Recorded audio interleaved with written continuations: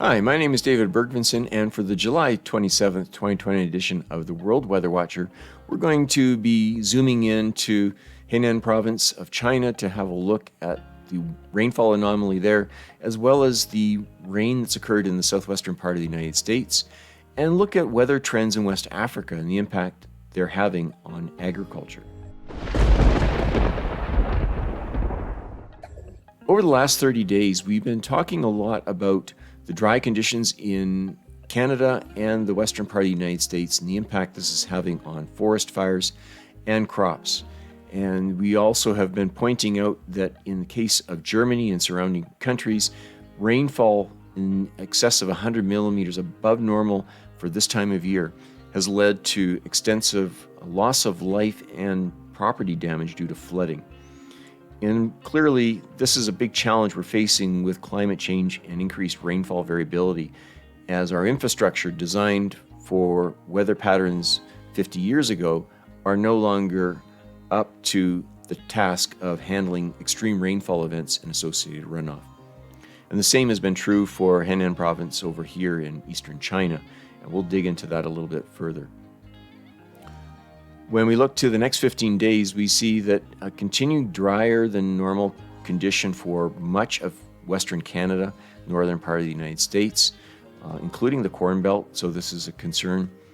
A little drier for Mexico, but still probably sufficient moisture to sustain agriculture. We also see reasonably good rains across the Sahel of West Africa, all the way across to the middle part of Ethiopia, and good rains in the northern part of India, while a little bit drier than normal for the southern part of India, potentially requiring some relief irrigation in parts of southern India. When we look to maximum temperature over the last 30 days, we see that most of Canada and the northwestern part of the United States has experienced well above normal temperatures in the range of 4 to 5 degrees Celsius above normal. While we also see above normal conditions in northern Africa and the central part of Africa.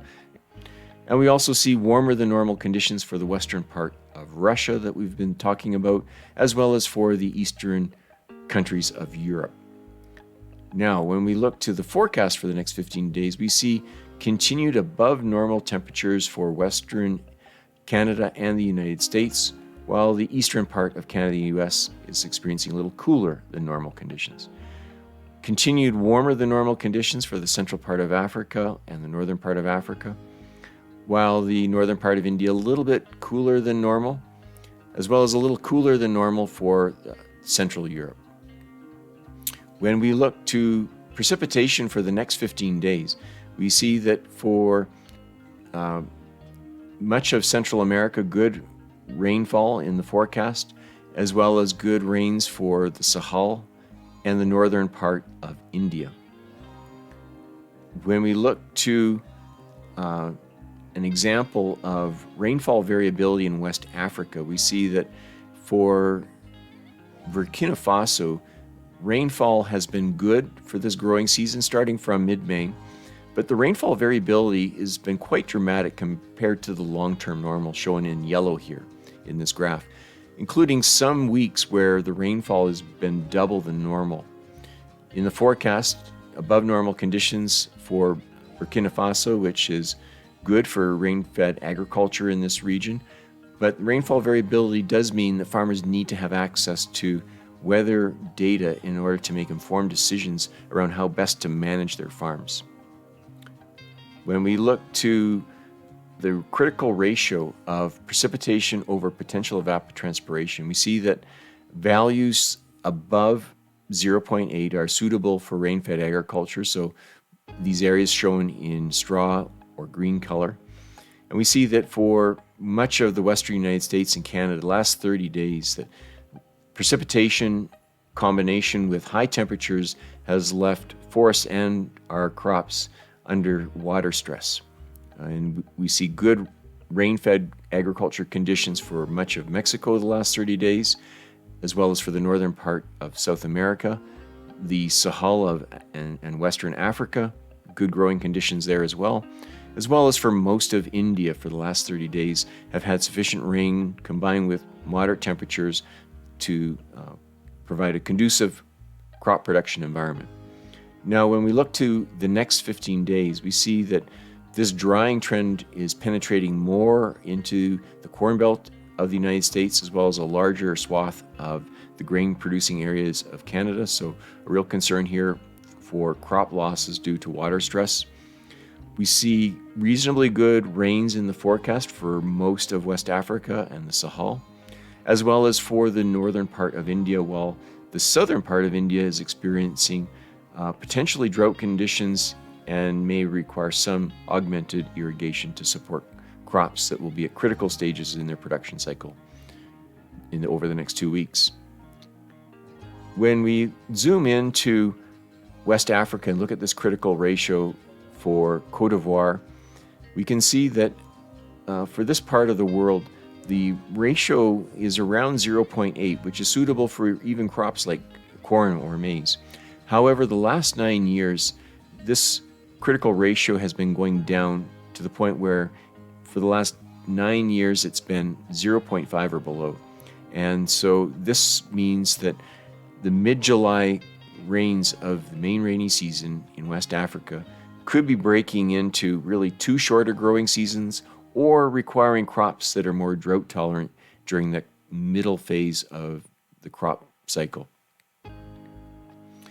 When we look over to southwestern United States, we see that for Arizona, Utah, Nevada, and New Mexico, that many of these areas have experienced rainfall anywhere from 25 to 150 millimeters above normal. And this has resulted in flooding, pocket flooding in these states, leading to even loss of life due to flash flooding in dry riverbeds. And so the need for weather analytics like this to get ahead of rainfall variability is becoming increasingly important, not just for managing agriculture, but making sure that people are aware of potential risks of flash floods in dry riverbeds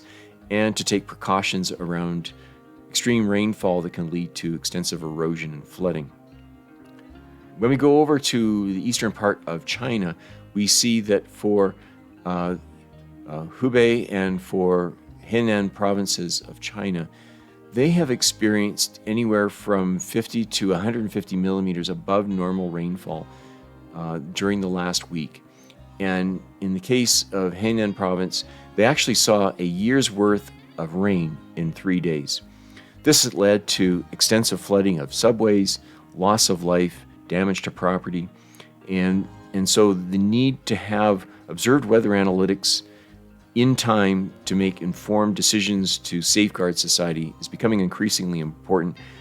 It's not just for crop production, but also for urban centers to make sure that people are taking precautions when there is an accumulation of rainfall day over day that can compromise existing drainage infrastructure. If analytics like this are of interest to you, I invite you to go to our adapter platform at apps.aware.com, where you can start your weather analytics journey for free. Until next week, take care.